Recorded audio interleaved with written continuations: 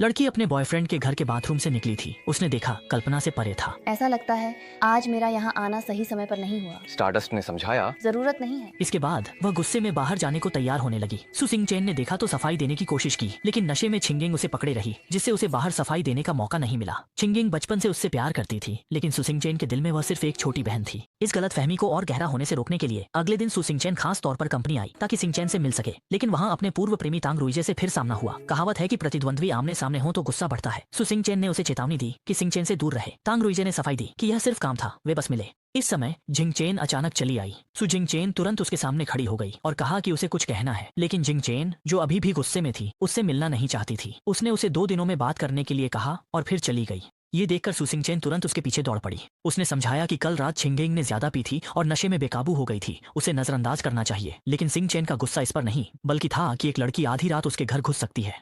मैंने पासवर्ड गांव छिंगिन को इसलिए दिया था क्योंकि मुझे दादाजी की उम्र को लेकर चिंता थी। मुझे डर था कि वे पासवर्ड भूल सकते हैं। बस इतनी सी बात है। सिंग-चेन ने यह सुनते ही तुरंत नरम पड़ गई। सु सिंग-चेन ने गुलाबी दिल के आकार का नोट निकाला और कहा कि बदला पासवर्ड इसमें है। अगर दादाजी को आगे चलकर याद ना रहे तो उससे मांग लेना, इससे उसे भी तसल्ली रहेगी। लेकिन दादाजी को हमारे बारे में कुछ नहीं पता। मैं भी तुम्हारे जवाब का इंतजार कर रही थी। छोटी आई ने मुझे अपना लिया है, लेकिन हमारे रिश्ते का क्या होगा, ये तुम्हारे व्यवहार पर निर्भर करता है। आखिरकार सु सिंग-चेन ने सिंग-चेन को मना ही लिया और फिर वह उसे घर छोड़ने के लिए आगे बढ़ी। दुकान लौटने के बाद सिंग-चेन को एजेंसी से स्वीकृति की सूचना मिली, जिससे वह और उसकी सहेली बहुत खुश हुई। अब सबसे जरूरी काम था नए कपड़ों के प्रचार के लिए मॉडल ढूंढना और उनकी तस्वीरें लेना। सहेली को एक जूनियर के बारे में पता था जो मॉडलिंग कर रही थी, तो उसने उसकी मदद मांगी। सिंग-चेन को हैरानी हुई कि मॉडल कोई और नहीं, छिंगिंग थी। किस्मत भी अजीब खेल खेलती है। इस समय और कोई मॉडल ढूंढने का वक्त नहीं था, इसलिए मजबूरी में उसी को रखना पड़ा। जब सहेली को पता चला कि छिंगिंग ने दोनों के रिश्ते में दखल दिया है, तो उसने उसे सबक सिखाने की ठान ली और फोटोशूट के बहाने पंखा और स्प्रे ले आई। इससे छिंगिंग ठंड से कांपने लगी, लेकिन पेशेवर रवैये के चलते उसने शूट में सहयोग किया। हालांकि वह भी आसानी से हार मानने वाली नहीं थी। शूटिंग खत्म होते वह सिंग-चेन के पास गई और कहा उसकी और सु सिंग-चेन की बचपन में सगाई हुई है, इसलिए वह अपना मन पहले मार ले। छोटी बहन, बड़ों की दुनिया वैसी नहीं है जैसी तुम सोचती हो। सु सिंग-चेन मुझे पसंद करता है, इसमें मैं कुछ नहीं कर सकती। क्या बड़ों की दुनिया में 2 नावों पर पैर रखना आम बात है?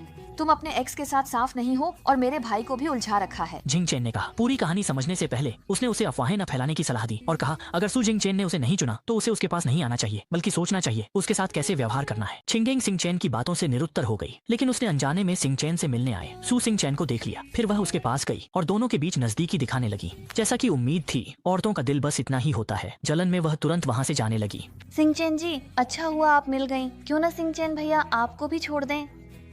जरूरत नहीं है। सु सिंग-चेन तुरंत उसके पीछे दौड़ पड़ा।